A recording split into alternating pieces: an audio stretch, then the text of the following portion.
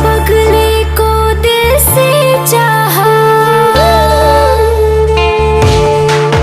जिस पगले को दिल से चाहा, ना जाने क्यों मुंह मोड़ लिया। इस बच्चे दिल को बेदर्दी ने दो टुकड़ों में तोड़ दिया।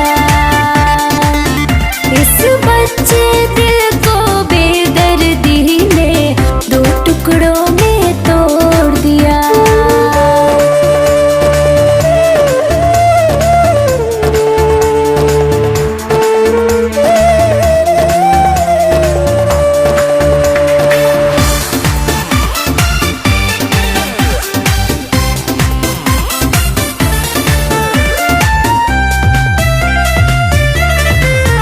खुद को लुटाए बैठे थे जिसके मिजाज पर, मरते थे सच में उसके हर अंदाज पर।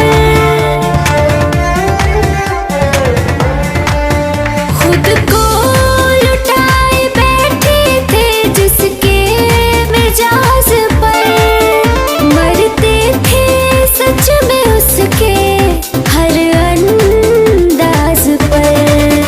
हमको ठुकरा करके उसने गैरों से रिश्ता जोड़ लिया।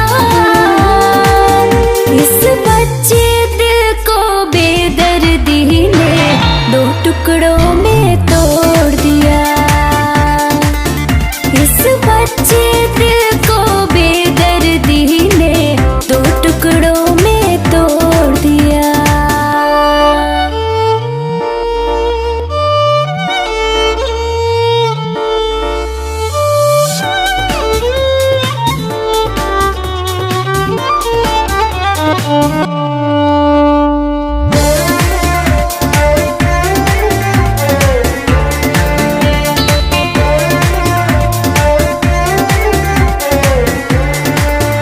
हर बात मैंने माना जज्बात में आके, बड़ी प्यार से गिराया मझधार में लाके। हर बात मैंने माना जज्बात में आके, बड़ी प्यार से गिराया मझधार में लाके। पंख काट पंछी को उसने आसमान में छोड़ दिया।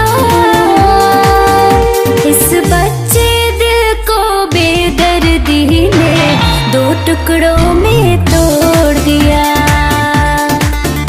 इस बच्चे दिल को बेदर्दी ने दो टुकड़ों में तोड़ दिया।